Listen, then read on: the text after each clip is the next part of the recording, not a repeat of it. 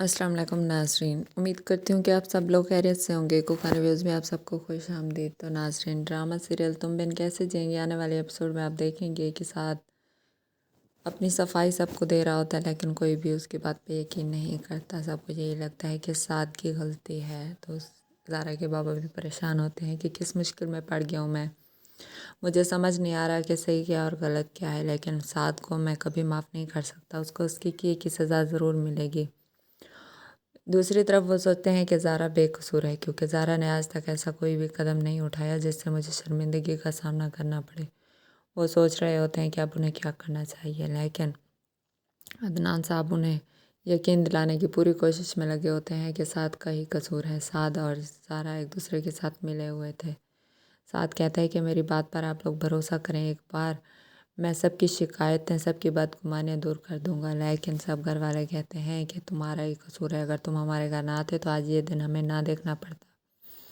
ज़ारा की अम्मी कहती हैं, बेटा तुम्हें तो मैंने मना भी किया था, लेकिन तुमने मेरी एक नहीं सुनी और आखिरकार ज़ारा की ज़िंदगी तुमने फिर से बर्बाद कर डाली। ज़ारा भी सबको यकीन दिलाने की कोशिश करती है, लेकिन कोई भी उसकी बात पे यकीन नहीं करता। अदनान साहब को उसकी बीवी कहते हैं कि आपको ये बातें घर वालों को नहीं बतानी चाहिए, आप खामोश हो जाते तो उन बेटियों की इज़्ज़त पर बात ना होती। तो वो कहते हैं, मैंने कुछ नहीं किया, बदनामी अपना रास्ता खुद ढूंढ लेती है और इन लोगों ने जो काम किए हैं, इनकी हरकतें उनके वालिदैन के सामने आ गई हैं, बस और कुछ नहीं हुआ। वो कहते हैं आपने अच्छा नहीं किया, वो लोग हमारे हमसाए हैं और हम उनके फ्लैट में ही रह रहे हैं और आपने उनके साथ ये बुरा किया है। वो कहते हैं मैंने कुछ नहीं किया, बस इनको इनके किए की सज़ा अब ज़रूर मिलकर ही रहेगी। इस तरह आदि कहता है कि साथ को मेरी दोनों बहनों की ज़िंदगी तुम्हारी वजह से बर्बाद हुई है। जैनी का तुमसे निकाह हुआ है और अब ये रिश्ता टूटा तो उसकी भी बदनामी होगी, और ज़ारा के साथ जो तुमने किया है तो हम तो किसी को मुंह दिखाने के लायक ही नहीं रहे। मैं तुम्हें अब छोड़ूंगा नहीं। साद की अम्मी कहती हैं कि बेटा आपके पास कोई सबूत तो नहीं है कि इसने उसकी ज़िंदगी बर्बाद की है।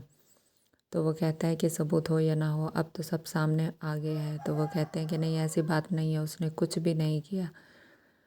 उसकी अम्मी कहते हैं अगर साद की बात पे आप लोगों को यकीन नहीं है तो आप सबूत दिखाएं। तो अदनान साहब साद के और ज़ारा की पिक्स दिखाते हैं, तो सब घर वाले मान लेते हैं कि वाकई ये सच है और बाकी सब झूठ बोल रहे हैं। तो उसकी अम्मी कहती हैं अगर साद की कि ये सबूत मेरे बेटे और ज़ारा के साथ मिला है तो इसको इसके किए की सज़ा ज़रूर मिलेगी। अगर साद ने ज़ारा के साथ कुछ भी गलत किया है तो इसका फ़ैसला मैं करके ही रहूँगी।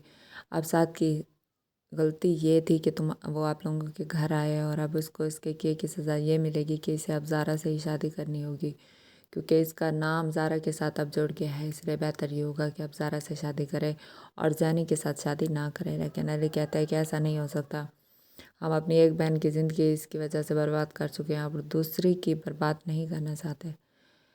तो अदनान साहब कहते हैं कि हाँ ये फैसला ठीक है, ज़ारा की शादी इससे करवा ही देनी चाहिए, इसको इसके किए की सज़ा मिलनी ही चाहिए।